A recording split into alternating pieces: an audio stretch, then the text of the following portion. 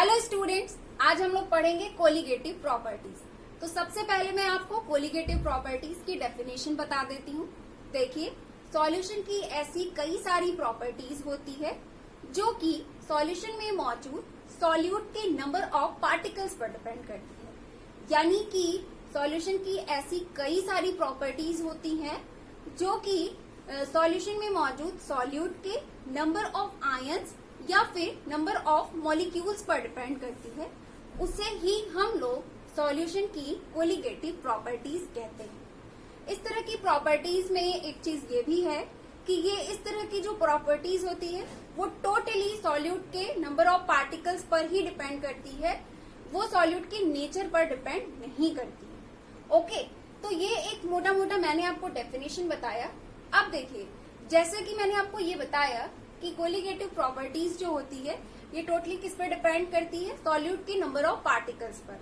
तो यानी कि हम लोग ये कह सकते हैं कि किसी भी सॉल्यूशन की कोलिगेटिव प्रॉपर्टीज जो होती है वो डायरेक्टली प्रोपोर्शनल हो जाएगी किसके, सॉल्यूशन में मौजूद सॉल्यूट के नंबर ऑफ पार्टिकल्स के, है ना। तो यानी कि किसी सॉल्यूशन में जितने ज्यादा सॉल्यूट के नंबर ऑफ पार्टिकल्स होंगे उस सॉल्यूशन की कोलिगेटिव प्रॉपर्टी उतनी ज्यादा हाई होगी, है ना। अब देखिए, इस चीज को मैं आपको एक एग्जाम्पल के माध्यम से बताती हूँ। एग्जाम्पल के लिए हमने क्या किया कि यहाँ पर हमने 3 डिफरेंट कंटेनर ले लिए। अब हमने क्या किया कि 3 डिफरेंट कंटेनर में इक्वल अमाउंट में वाटर ले लिया। उसके बाद हमने क्या किया कि पहले वाले कंटेनर में हमने सोडियम क्लोराइड को डिसॉल्व कर दिया, डिसॉल्व करके सॉल्यूशन का फॉर्मेशन कर लिया। फिर सेकेंड वाले कंटेनर में भी हमने यही किया कि जितनी मात्रा में यहाँ पर हमने सोडियम क्लोराइड मिक्स किया था उतनी ही मात्रा में सेकेंड वाले कंटेनर में हमने क्या किया, मैग्नीशियम क्लोराइड को मिक्स किया और मैग्नीशियम क्लोराइड को मिक्स करके सॉल्यूशन का फॉर्मेशन कर लिया। फिर हमने क्या किया कि थर्ड वाले कंटेनर में एल्युमिनियम ट्राइक्लोराइड को मिक्स कर दिया वाटर में और मिक्स करके सॉल्यूशन का फॉर्मेशन कर लिया। ध्यान दीजिएगा कि यहाँ पर हमने जो सॉल्यूट डिसॉल्व किए हैं, सोडियम क्लोराइड, मैग्नीशियम क्लोराइड और इसमें एल्युमिनियम क्लोराइड, तीनों का अमाउंट जो है वो इक्वल लिया है। ओके, यानी कि तीनों सॉल्यूशन में सॉल्यूट का अमाउंट बराबर है और वाटर भी हमने इक्वल लिया है, यानी कि सॉल्वेंट का अमाउंट भी इक्वल है। तो ये तो हमारा सॉल्यूशन का फॉर्मेशन हो गया। अब हमसे कहा गया कि आप बताइए कि ये जो हमारे पास 3 सॉल्यूशंस हैं, इन सॉल्यूशन के लिए कोलिगेटिव प्रॉपर्टी का ऑर्डर क्या होगा, है ना। तो जैसा कि हमने जस्ट डेफिनेशन पढ़ा, वहां पे हमने यही जाना कि एक्चुअल में जो किसी सॉल्यूशन की कोलिगेटिव प्रॉपर्टी होती है वो सॉल्यूशन में मौजूद सॉल्यूट के नंबर ऑफ पार्टिकल्स पर डिपेंड करती है। तो हमने क्या किया कि हमने इसमें नंबर ऑफ पार्टिकल्स को यानी कि नंबर ऑफ मॉलिक्यूल्स को या नंबर ऑफ आयंस को काउंट करना स्टार्ट किया, है ना।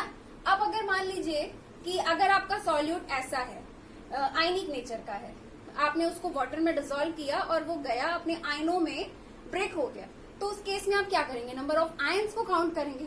और या फिर अगर आपका सॉल्यूट ऐसा है जो कि नॉन आयनिक नेचर का है ना, जब आपने उसे वाटर में डिसॉल्व किया तो वो ब्रेक नहीं होगा, आयन से ब्रेक नहीं होगा, तो उस केस में हम क्या करेंगे, उस केस में हम लोग सॉल्यूट के नंबर ऑफ मॉलिक्यूल्स को काउंट करेंगे, है ना।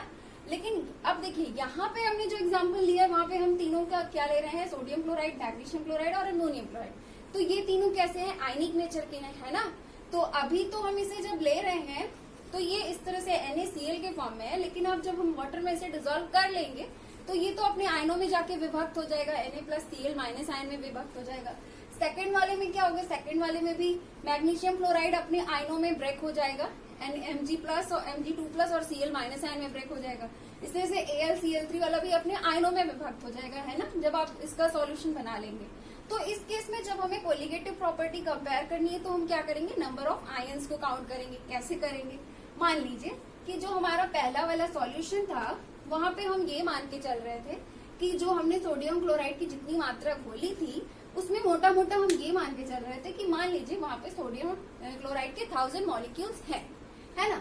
अब जब ये सॉल्यूशन बन गया, वाटर के अंदर डिसॉल्व हो गया, अब वो अपने आयनों में विभक्त हो गया, तो अब हमें क्या करना पड़ेगा, उसके आयंस को ही काउंट करना पड़ेगा, तभी हमें रियल में नंबर ऑफ पार्टिकल्स यानी कि नंबर ऑफ आयंस का पता चल पाएगा, है ना। तो अब देखिए, अब ये टूटेगा Na+ और Cl- आयन में, तो जब यहाँ पे 1000 मॉलिक्यूल्स NaCl के, तो सोडियम के कितने बनेंगे, Na+ के कितने बनेंगे, 1000 आयंस बनेंगे। Cl माइनस आयन के कितने बनेंगे, 1000 आयन बनेंगे। तो दोनों को आप टोटल कर देंगे, सम कर देंगे, तो टोटल आपको क्या मिल जाएगा, 2000 आयन्स मिल जाएगा। यानी कि पहले वाले सॉल्यूशन में अगर हम लोग नंबर ऑफ पार्टिकल्स यानी कि नंबर ऑफ आयन्स की बात करें तो कितना है, 2000 है। अब सेकेंड में चलते हैं। सेकेंड में क्या है, हमने यहाँ पे MgCl2 लिया हुआ है, मैग्नीशियम क्लोराइड। ये टूटेगा आपका Mg2+ and 2Cl minus ions में, है ना। अब यहाँ पे हमने क्या लिया, हम ये मान के चल रहे थे चूंकि अमाउंट बराबर है तो यहाँ पे भी कितना होगा, MgCl2 का भी 1000 ही मॉलिक्यूल्स होगा, है ना। तो अब ये चूंकि इसमें ब्रेक हुआ है तो Mg के कितने बनेंगे, 1000 आयन्स बनेंगे। अब Cl का देखिएगा, Cl यहाँ पे कितना है, 2 है ना।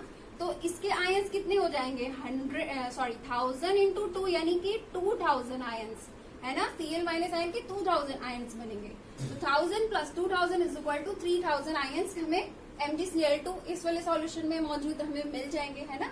और थर्ड वाले की बात करें तो थर्ड वाले में क्या होगा, थर्ड वाले में हम मोटा मोटा मान के चल रहे हैं कि 1000 मॉलिक्यूल्स है। इसके लिए तो हमें बताना ही नहीं क्योंकि हमने बराबर लिया था, है ना, बराबर बराबर मात्रा में तीनों में सॉल्यूट मिलाया था। तो यहाँ पे हमें ये पता है कि हम लोग यहाँ मोटा मोटा मान के चल रहे हैं कि मान लीजिए हमारा एल्युमिनियम क्लोराइड का 1000 मॉलिक्यूल्स है। आयंस में आते हैं, ये ब्रेक होगा किस पे, Al3+ plus 3Cl minus ions में, है ना। तो हमें मान लीजिए कि एल्युमिनियम के कितने मिल जाएंगे, 1000 आयंस मिल जाएंगे और Cl के कितना मिल जाएगा, 3 इंटू 1000, है ना। तो कितना हो जाएगा, टोटल 3000 आयंस, है ना। तो अब इन दोनों का सम करेंगे तो टोटल कितना मिलेगा हमें, 4000 आयंस, है ना। तो इसका मतलब ये है कि अगर हम लोग इन तीनों सॉल्यूशन के नंबर ऑफ पार्टिकल्स को कंपेयर करें तो आप देख सकते हैं कि सबसे ज्यादा नंबर ऑफ पार्टिकल्स यानी कि सबसे ज्यादा नंबर ऑफ आयंस किसमें है, AlCl3 में है। तो कोलिगेटिव प्रॉपर्टी सबसे ज्यादा हाई किसकी होगी, थर्ड वाले की होगी। तो अगर हमें यहाँ पे कोलिगेटिव प्रॉपर्टी का ऑर्डर लिखना हो तो हम क्या लिखेंगे, ऑर्डर हमारा यही हो जाएगा ना, 3 is greater than 2 is greater than 1, यानी कि थर्ड सॉल्यूशन की कोलिगेटिव प्रॉपर्टी सबसे हाई है बिकॉज यहाँ पे नंबर ऑफ आयंस सबसे ज्यादा है, उससे कम इसमें है और उससे कम इसमें है ना। तो इस तरह से हमारा कोलिगेटिव प्रॉपर्टीज का डेफिनेशन और एग्जांपल क्लियर हो गया है। अब हम कुछ कोलिगेटिव प्रॉपर्टीज के नेम देख लेते हैं जो कि हमारे सिलेबस में है। कौन कौन से हैं, पहला है हमारा relative lowering of vapour pressure, दूसरा है the elevation of boiling point, तीसरा है the depression of freezing point और ये चौथा है ऑस्मोटिक प्रेशर। ये सब हमारे कोलिगेटिव प्रॉपर्टीज आपके सिलेबस में है। ये सब क्या है, इनकी डेफिनेशन और इनसे रिलेटेड डेरिवेशन, इन सारी चीजों को हम लोग आगे के लेक्चर्स में कम्प्लीटली डिस्कस करेंगे। ओके, तो फिर हम लोग मिलते हैं नेक्स्ट लेक्चर में। Have a nice day, thank you so much.